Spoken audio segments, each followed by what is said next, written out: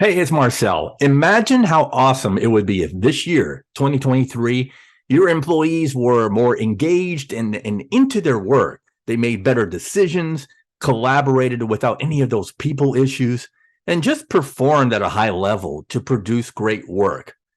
As leaders, we know that these attributes eliminate countless headaches and help scale the business. But quite shockingly, we often see the exact opposite behaviors take place in our teams. So we developed a hybrid leadership course to help emerging leaders bring out the best in their people.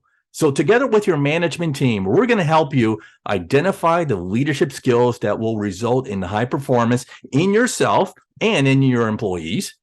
We're going to identify what it takes to inspire, motivate, and engage human beings to do their best work. We're going to teach you the leadership habits that will attract A players to come work for your organization. You're going to learn how to overcome the number one obstacle to clear communication. And you'll discover your personality strengths and blind spots and how to overcome those blind spots to help improve your work relationships. If you want to learn more about this unique leadership course, visit my website, marcelschwantes.com, and click on training.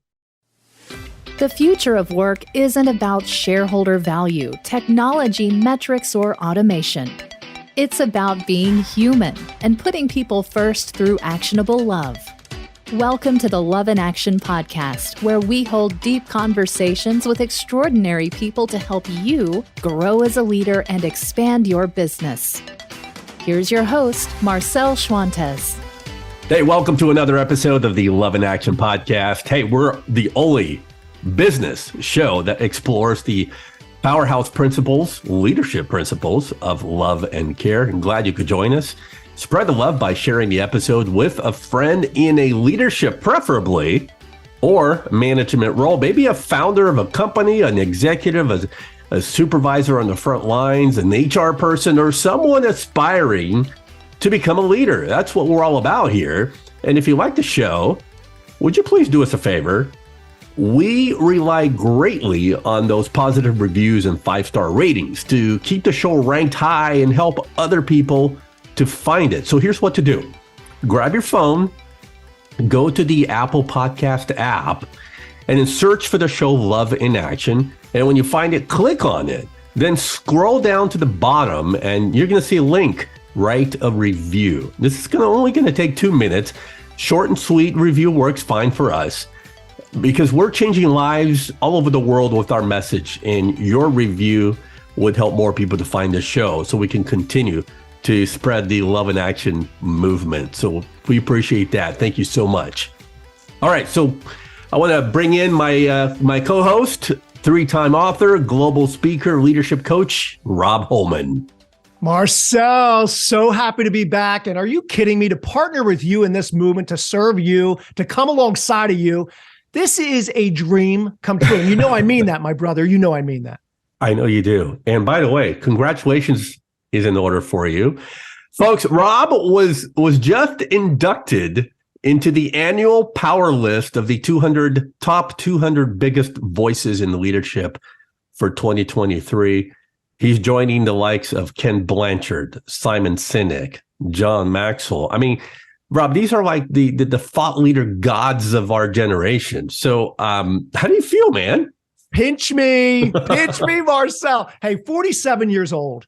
And can I share with you, as well as thousands of leaders all around the world, being 47, I really deep on the inside feel like I'm 5. I mean, honestly, just you even sharing that, I'm like, whoa. So, but what it does do for me, it inspires me. It compels me even that much more in 2023 to serve and serve faithfully. So thank you so much. I'm honored. That's awesome. Now, let me tell you, you were ranked number 139. I got the list right here in front of me.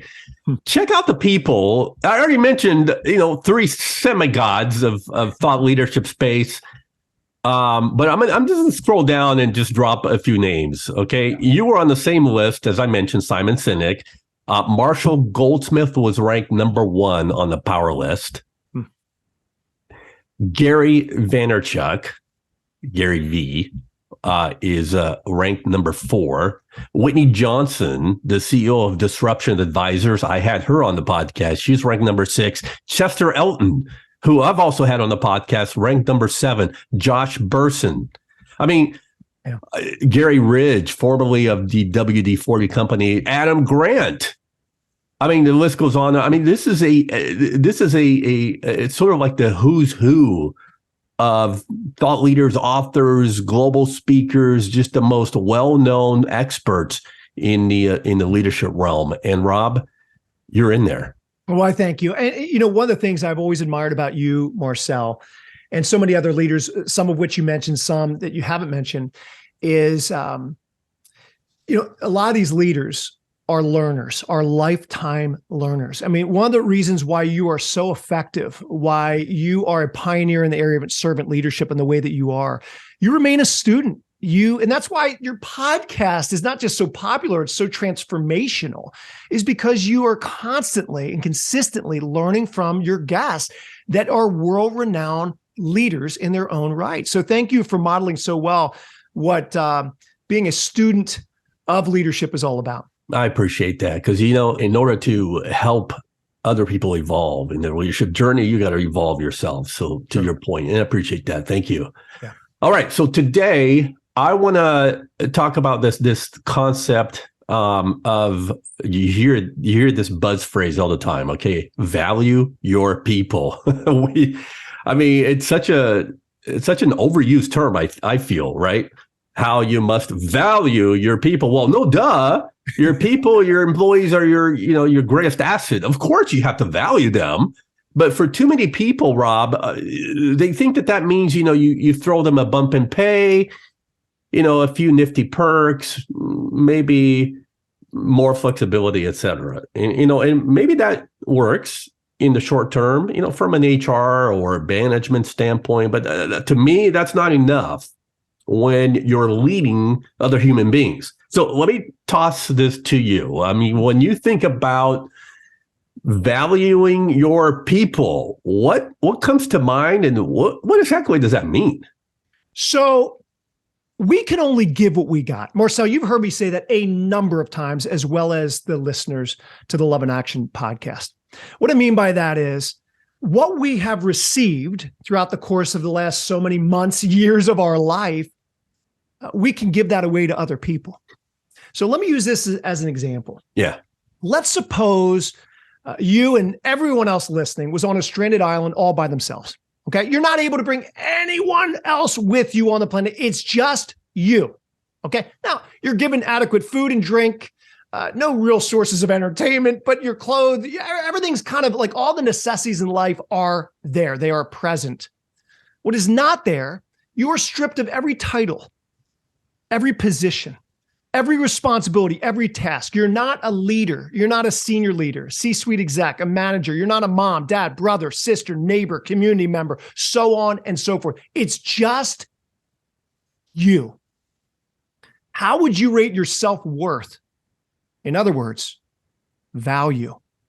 If you were stripped of everything you know on this earth outside of the necessities in life. Do you know, I ask a lot of leaders this question all around the world. And the average answer I get in them being real and authentic with me is a 5. Are you serious? Yeah. At best. They feel like their value is average. Now, Marcel, let's say I ask that to a 5-year-old in a way that they can grasp and understand that same question. What answer do you think I'm going to get from a 5-year-old? I'm thinking, stepping into my 5-year-old shoes, I would probably think of myself pretty high because at that age, that's all I can think about is me. That's right. Spot on. A 10 almost every time. So something happens in life. There's something that 5-year-old, the anticipation, they kind of know. They just go with who they are. They're happy-go-lucky and the purity and the innocence of who they are. And then in time, life happens. And as developed and more mature adults and leaders, we let the demands, responsibilities, titles influence us far more than how we were originally made and created. And so for me, my encouragement to leaders out there as it relates to value, we've got to first learn what it means to value ourselves That means embracing our unique identity so that the more that we value ourselves, guess what we can do? We can give that more and more away to other people, team members, employees, and we can help them along that journey as well. Marcel, how about you? That is straight. I mean, that is, straight out of your inside out philosophy of leadership, right? It's the old adage that before you care or love on other people, you have to before you're compassionate to others, you have to have self-compassion. That's right. And really see yourself in a greater light. Now, it's not to say, we're not speaking from an ego perspective here. That's exactly Rob, right? Yeah. No, we're not. No. And the thing I love about it is I believe the more that we truly, in the core of cores, embrace our unique identity, not just as a leader, as a human being that happens to be a leader, that there's a purity with that we know at the end of the day, in a sense, that we did nothing to deserve who we are. It's been a gift given to us that we need to steward really well. So in other words, we begin to fade more away the more we embrace who we are, and others come more to the forefront. And that's where you come into play too. I mean, not only are you an advocate for embracing who you are, but you help leaders not only do that, but what does this mean helping team members valuing not only themselves, but one another in that process too? Well, one of the things that, and thank you so much for that segue, because, it's truly a two-piece puzzle here, right? Before we even think about having to value other people, we got to be thinking about our self-worth. So to your question, one of the tenets of leadership that I see more and more people failing in to truly value people is you have to listen to them receptively. Because we, in this day and age, we speak way more than we listen. So here, and I think, here's what happened in the last decade. The digital era has caused this slow degeneration in our ability to communicate and even solve problems, both in speaking and especially in listening. I mean, and this affects everyone connected 24/7 to mobile apps, texting, email. And so the reason that we should be paying attention to and sharpening our listening skills as a leadership strength, to me, it's because it builds trust. When you start to listen to various voices and see different perspectives, people tune in to you actually having an interest in them. And that creates great value in not only yourself as a leader, but in other people as well. They begin to feel valued, feel heard, that you care about them. Yeah. Marcel, I would love every listener right now to take time to think about maybe a time in their life to where you felt really listened to. Like, let's say there's something on your heart, whether it's in the workplace, certainly with a team member, or at home with a spouse, a partner, a son, a daughter.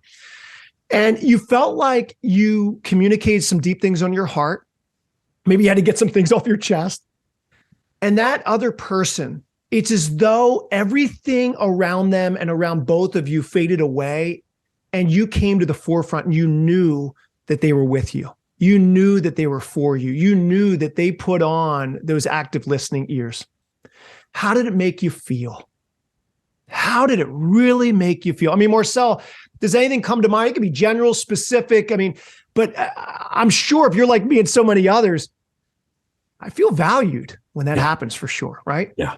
Yeah. And, that's no cliche, seriously, because to be able to help somebody feel valued to the point where that person feels like $1 million, it takes relationship building. You have to be able to reach out to people and get to know them on a personal level to build that trust in order for them to feel valued. And I think that's where all the other things start to kick in: empathy, listening, respect, all of those tenets of leadership that you and I teach, coach, and speak on doesn't begin until you make the effort and you take the step forward to say, hey, I'm going to get to know my people. And so that I think that's where the journey really starts. Because to me, leadership is about relationships. Yeah. Marcel, can you dig a little deeper? I'm interested. If nothing else, I want to learn from you right now on this because you're such an expert in this arena. As trust is built and fostered, right? So that active listening piece is critical in that process. People are feeling valued because they're feeling appreciated and they're being listened to. You're being present with them. And trust is a natural byproduct. Could you speak to like when trust is built and fostered, what begins to come out of that place for team members, for the team as a whole? I'd love to learn from you on that one. Oh, so many things. Do we have time for another podcast? Man, this is in itself, another episode. But I mean, without getting into even the data to support, the evidence is there. When you get to that point where people trust each other in the workplace, I mean, there is the business case for it. Performance elevates. There's more productivity outputs, which increases your business, your profits, et cetera. But I think that it just brings people together to do great work, to collaborate. It breaks down the walls of the silos and the walls that keep people from connecting with one another in the workplace in order to do great things together. That's what trust does. Yeah. And I think that trust is a byproduct of loving other people. It's not necessarily you don't trust people as you love them. No, you love them and you create the atmosphere, the environment to support people where they're at, meet their needs, etc. That's how the loving part. All of that then leads to the top of the mountain, which is trust. And that's what every leader should be after, is creating a culture of trust.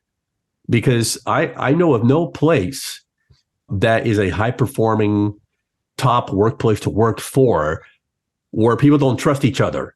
Yeah. That just doesn't happen. You walk into these places where trust is high, and you're going to see amazing collaboration. You're going to see an amazing, healthy community of work where people truly love being together and working together. And I speak not, in an office environment or even a remote setting, right? And so to me, and that's because the culture is one where it fosters all of the things that lead to trust and all of those things that we already mentioned, right? That we teach and coach on. So trust is really the sort of the icing on the cake. Boy, 100% microphone drop. You're a gift, Marcel. Well, so are you. And so I think that we should transition to what's quickly becoming our favorite segment. Mailbag. That's right. It's mailbag time. You send in your questions and Rob and I will read them on the air. And here's one, Rob, from Javier in LA. And he sent this question. I'm not complete, and he bolded the word not. I'm not completely sold on the idea that good leaders have to always be present with their employees. They're fully grown adults. The last thing I want is to come across like I'm their parent. What's a good balance?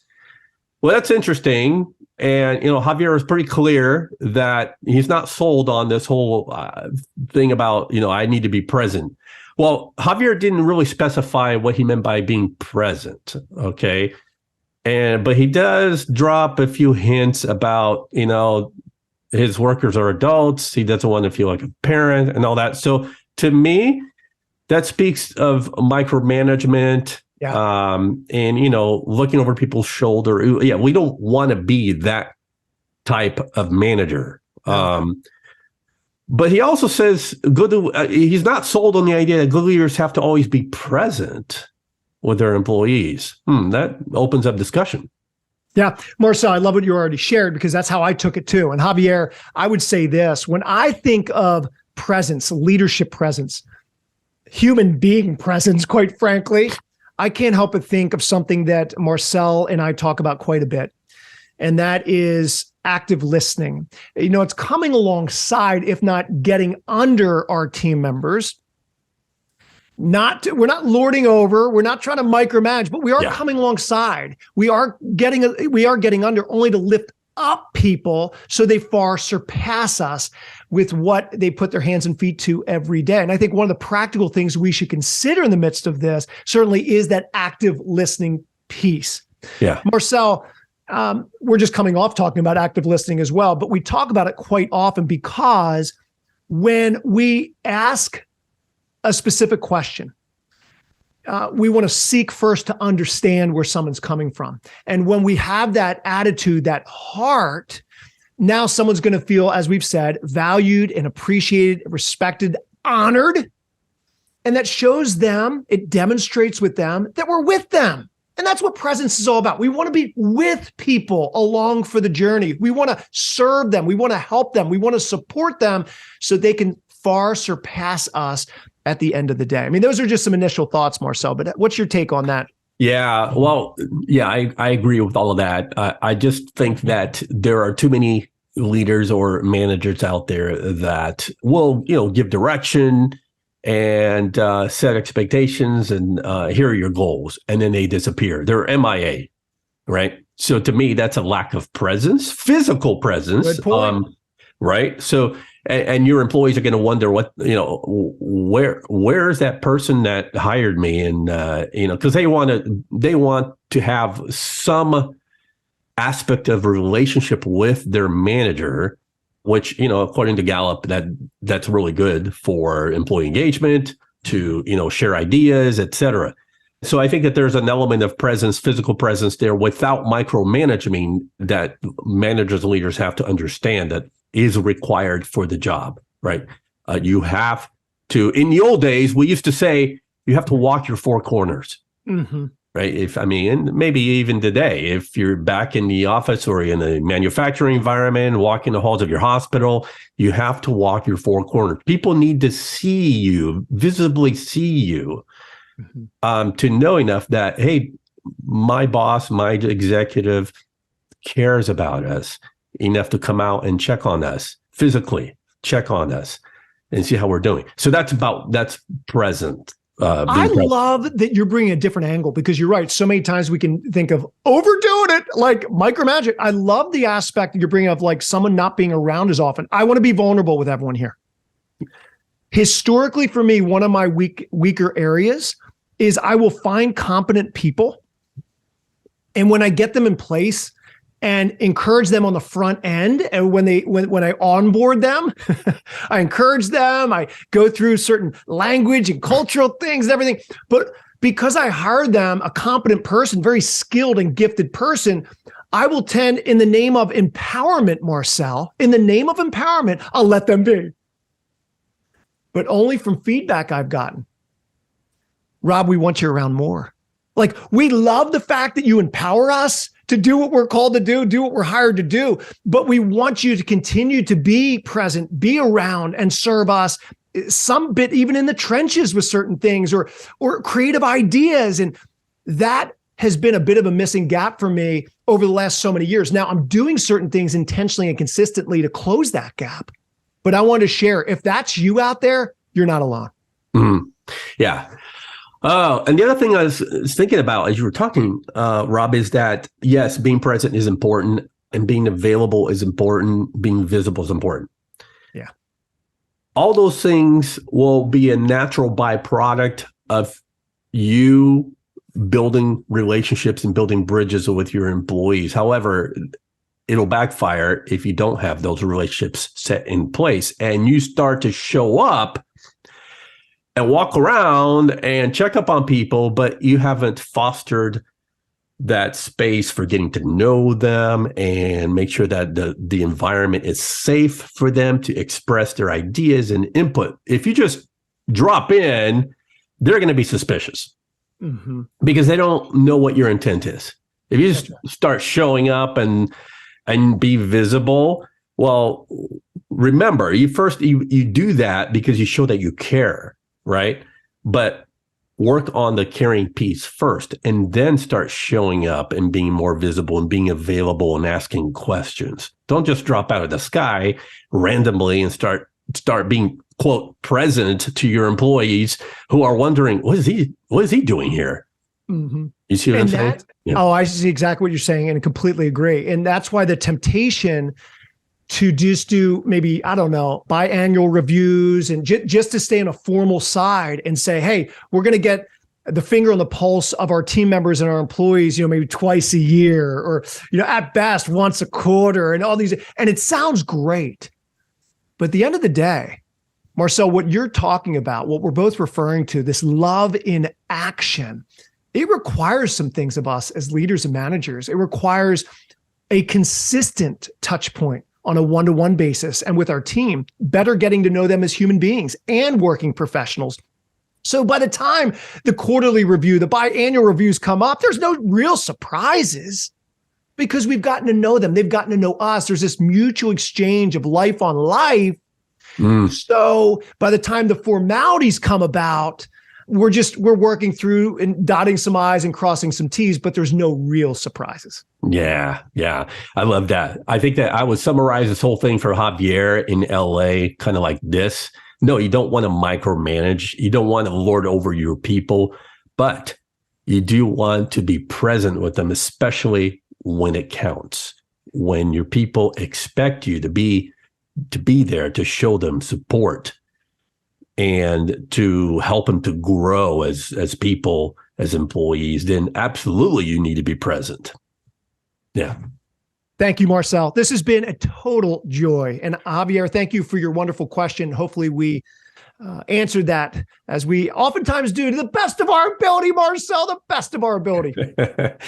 If you have a question for us, you can drop it in, you do have a link for it, but you'll find that link in any of the most recent episodes. This episode, in fact, just click on the episode, scroll down, and you'll find a place to send in your mailbag question. That's all we got for you today. He is Robb Holman, the man that inspires me and elevates my own leadership growth. So, Robb, where can people find you if they want to book you for a speaking engagement or get some coaching? Where can they go? I would say the best place is robholman.com. As usual, Marcel, thank you so much. I learned a lot from you, and hopefully, which I'm sure this is the case, the listeners learned a lot too. I'm Marcel Schwantes, and my mission is to spread more actionable love and care in the workplace. To learn more about how I can help your leaders create a servant leadership culture of high performance, you can visit my website, marcelschwantes.com. Robb and I will come back in a future episode, so stay tuned for that. Everyone, have a great day. Ciao. Bye. Thank you for listening to the Love in Action podcast. If you enjoyed today's episode, please share it, subscribe, and leave us a review. Until next time, don't forget, the future of leadership is love in action. Believe it, practice it, and watch your business grow.